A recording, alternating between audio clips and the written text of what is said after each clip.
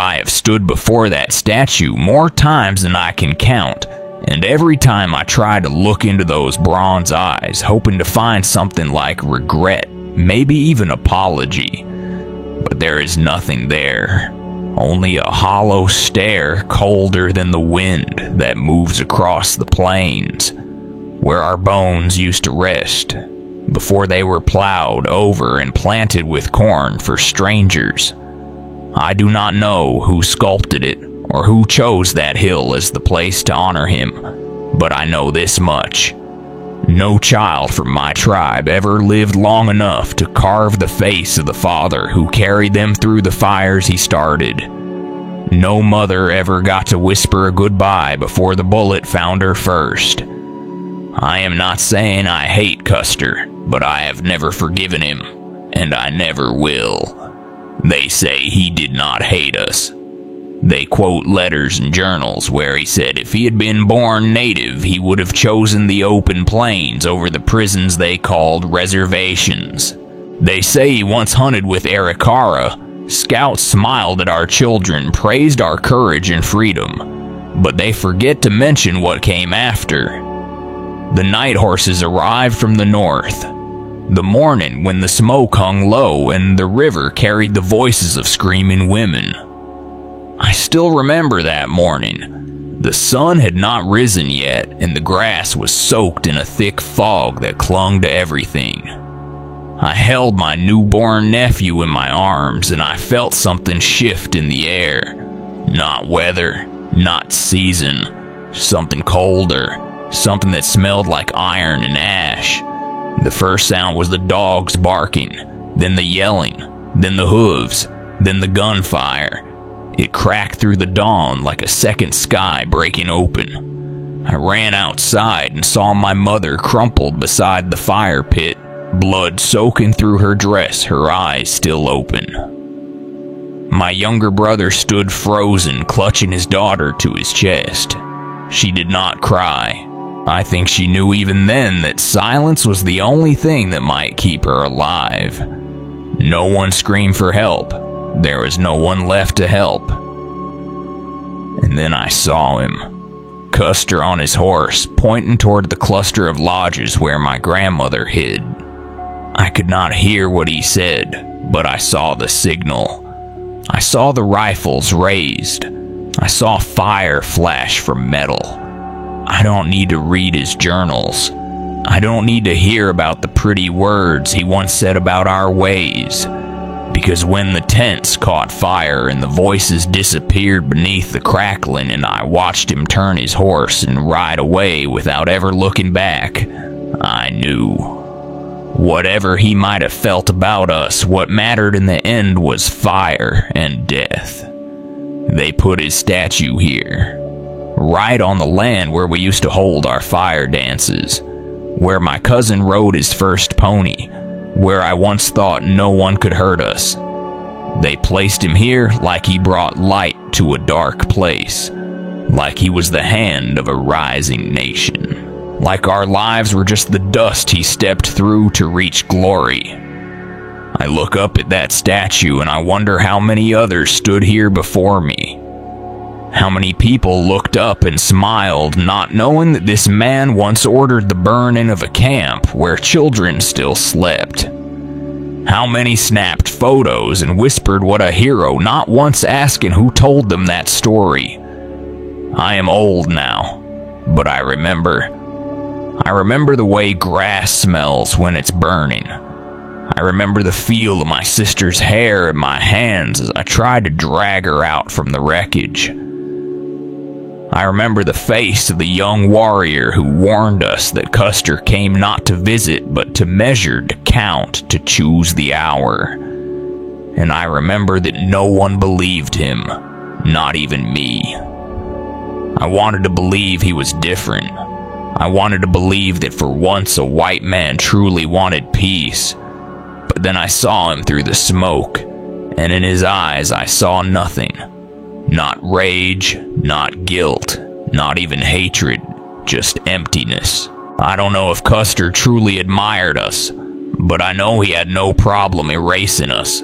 And for me, that is more than enough to make sure his name never leaves my mouth without the truth following close behind. Before the smoke, before the screaming, there was still music in our village. The kind that only drums and feet on dirt could make. And I remember the scent of pine bark burning slow in the fire. The sound of laughter from children chasing dogs around tents. And the long hums of the old women singing songs that had no beginning and no end. My uncle used to say that the wind carried those songs across the valley like prayers the earth could understand. I believed him. Back then, I believed everything, even in peace. We were camped beside a stream where the water bent like a snake through a wide plain, and the buffalo had not returned that season, but we still had meat dried from months before. No one was starving, not yet. Our warriors hunted deer in the hills, and the younger boys practiced with bows near the edge of camp, hitting targets carved from bark and memory. It was a good time, not the best we'd known, but still good. That was when he came, Custer. Not in a storm of dust and iron, but calmly, slowly, like a traveler who had nowhere better to be. He rode in with maybe a dozen others, some white soldiers, some Arikara men who looked down at the ground more than they looked at us. He didn't wear medals or a big coat that day, just leather and dust. His horse was clean, too clean, and his hands didn't look like they had worked or hunted or prayed in a long time. He smiled at the children first. That was smart. He asked if he could sit near the fire, and we let him. He didn't speak our language, not directly, but he had a young scout who translated for him, and his words came out soft like smoke curling above the flames. He said he was not there to harm anyone, that he admired the strength of our people, that he came only to make sure peace remained strong. I remember how the elders nodded slowly, how the women watched him from behind blankets and half-closed tents.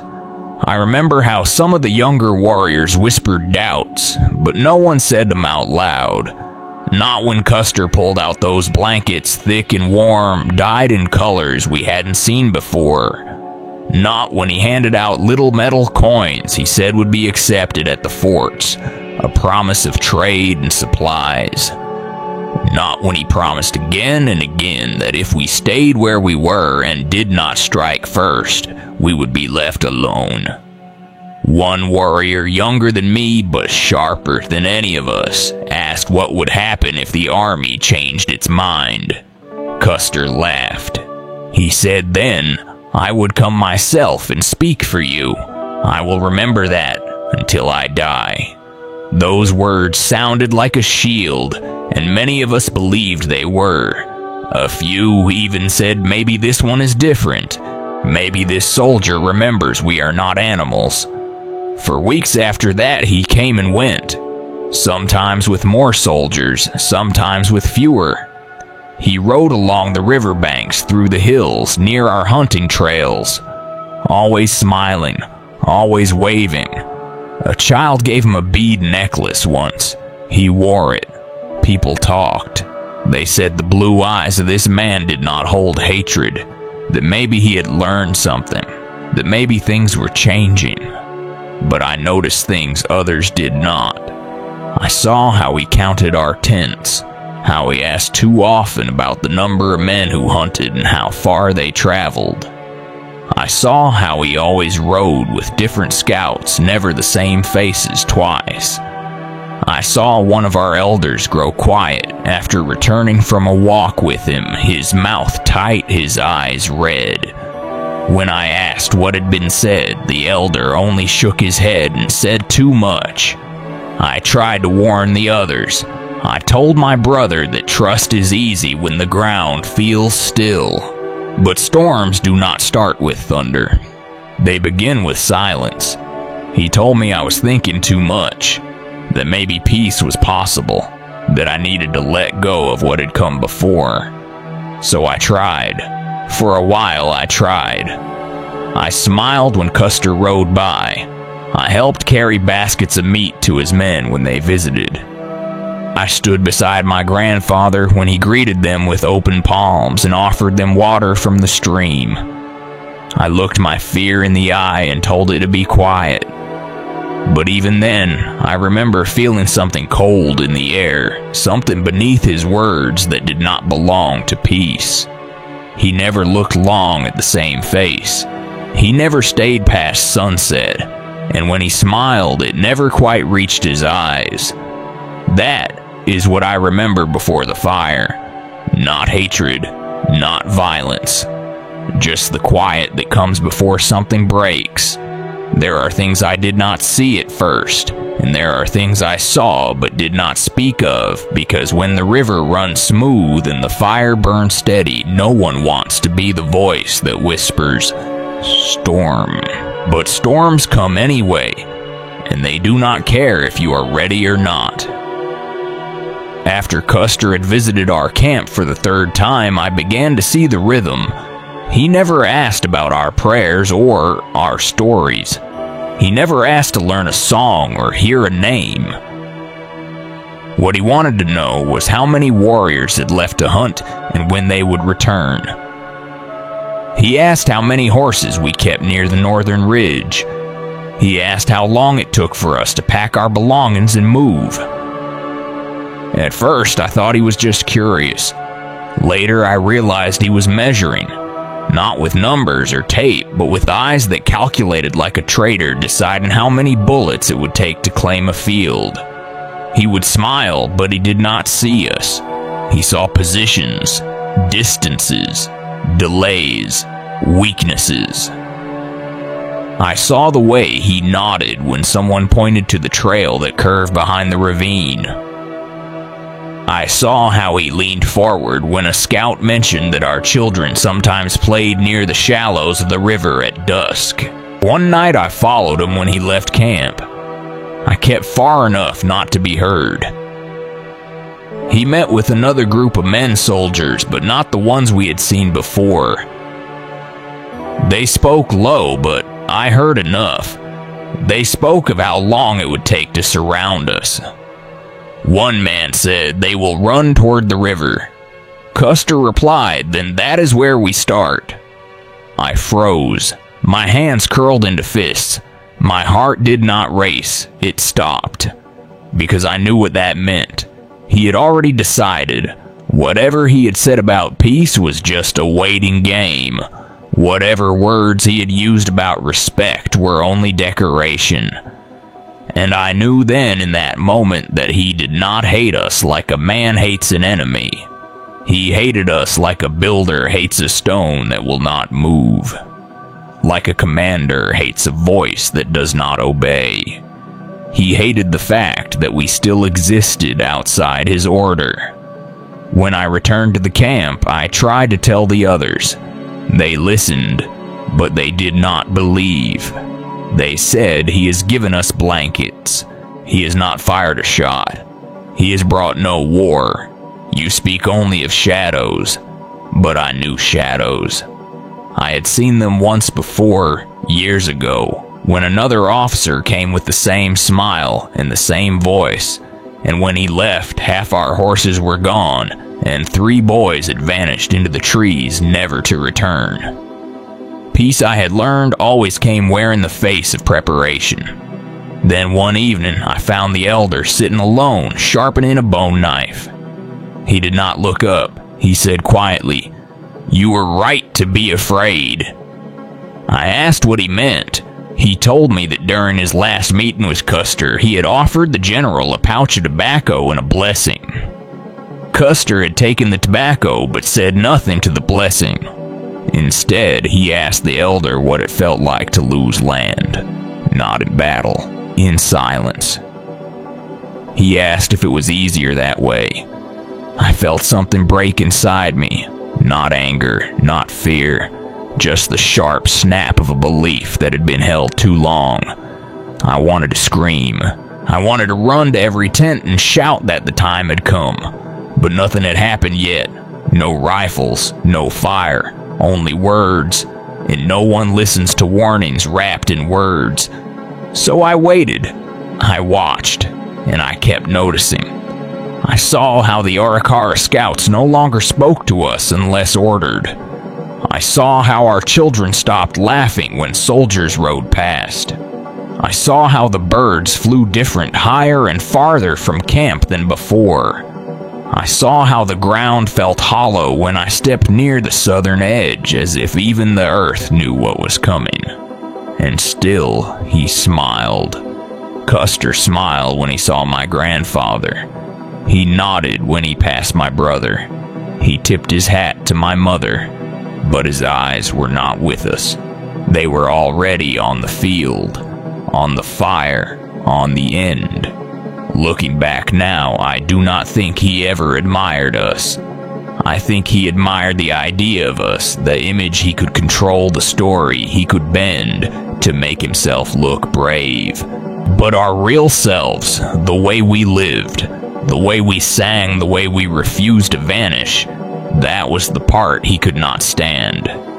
Because every breath we took without his permission was a reminder that he was not yet the ruler of everything he saw. And that is why he hated us. Not because we were wild, not because we were violent, but because we were free. It did not come with a trumpet. There's no warning, no message from a scout. It came like sickness in the dark, slipping through the trees, while our fires burned low and our children dreamed of songs they had not yet learned. It came before the birds stirred, before the dogs barked, before any of us could open our eyes to the truth that had been circling us for weeks. It came in silence first, then thunder, then red. I was sleeping beside my nephew, the same child I had held in my arms when Custer first arrived. The one who had started to crawl toward the river reeds. The one who had handed Custer a stone painted with a turtle and said, "This is for luck." The one who still believed in kindness. I was next to him when the first shot cracked the night. I thought it was a dream. Maybe someone dropped a pot. Maybe a log broke in the fire. But then came the second shot. Then the third. Then the screams. Short, sharp, ending before they could finish. I knew it had begun. I grabbed the child and ran, barefoot over frozen grass, past tents already torn open by bullets, past a man holding his stomach in both hands, past a woman on her knees trying to shield her baby with her body. I did not stop. I did not look back. Looking back was for those who believed they could still change what had already begun. By the time I reached the trees, the camp behind me was fire and smoke and panic. The sky still dark, but glowing orange at the edges like a sunrise made of ash. I tucked the boy under roots, covered him with my body. I whispered, "Do not cry, do not move, do not breathe too loud." From that hollow I saw everything. I saw Custer. He was not shouting. He was not charging like the stories claimed. He stood at the edge of the field, calm and still, arms crossed, face empty. That was not rage. That was something colder, older. That was calculation. Around him, soldiers moved like ants, fast and practiced, setting fires, shooting anything that moved, ripping down what little we had left. And Custer just stood there, not giving orders, not speaking, just watching it unfold, like a man crossing items off a list. I saw my brother run back toward the camp calling for his wife. I saw him fall. His legs kicked once, then still. I saw a tent collapse while someone screamed inside. I saw a horse trample the fire pit where we once cooked for ceremonies.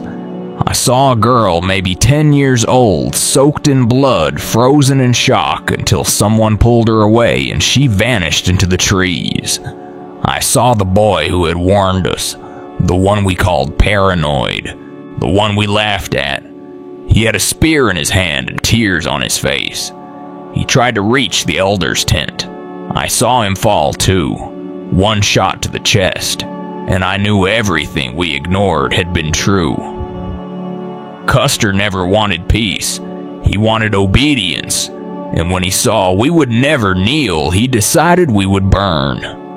I don't know how long I stayed under that tree, listening to screams fade into crackling, and then into silence.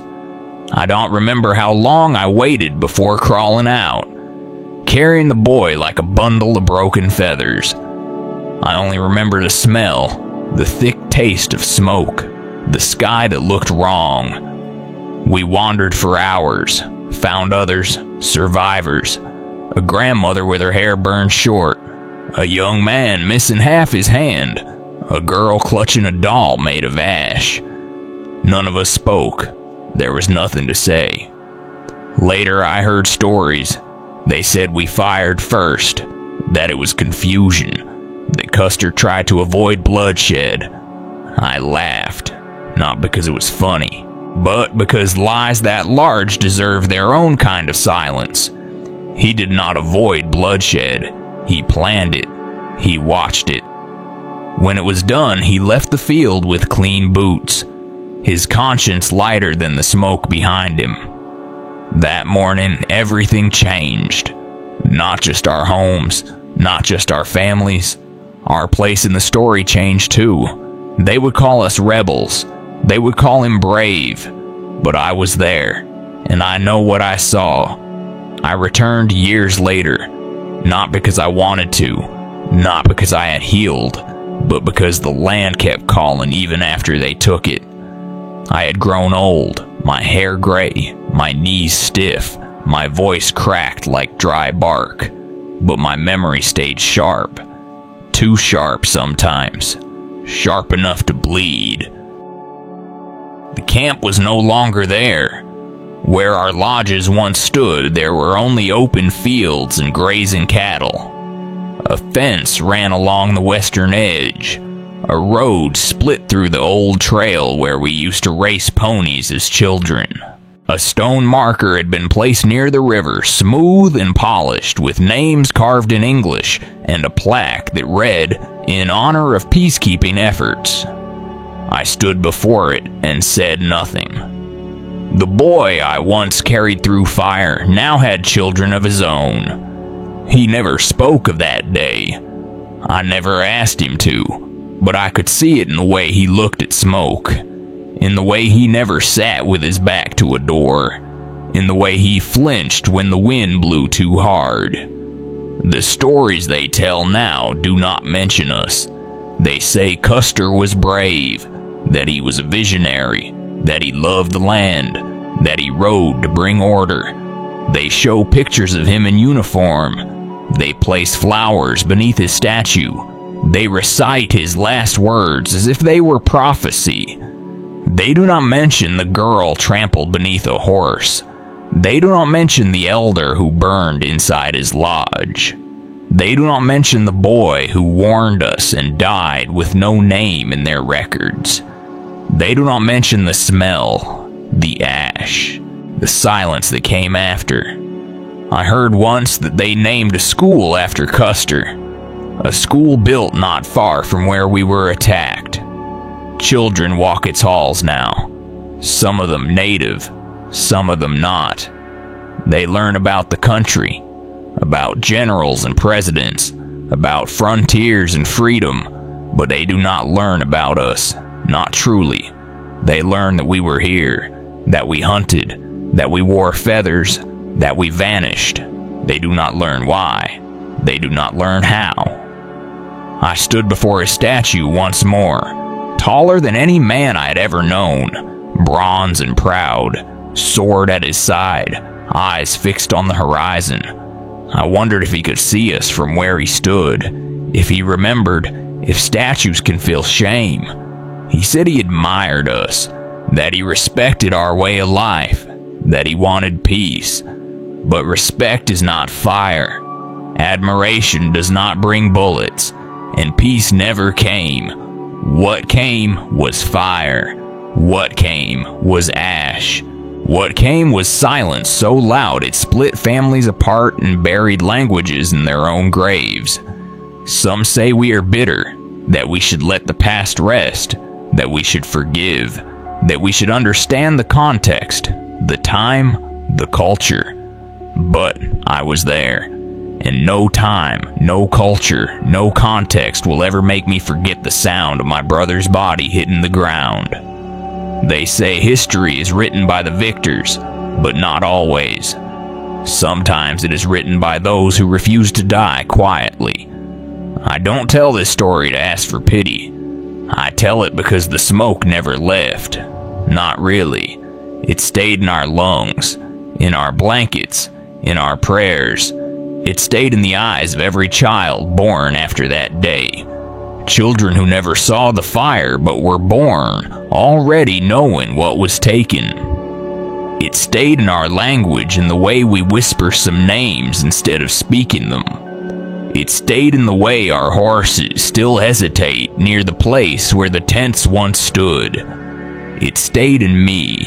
Every night I see it again. Every night I remember what they erased. Every night I hear his voice saying he respected us. And every night I remember how respect tastes when mixed with blood. He is a statue now. I am just a man. But I have lived long enough to know that statues fall, and smoke, though it fades, never forgets where it came from.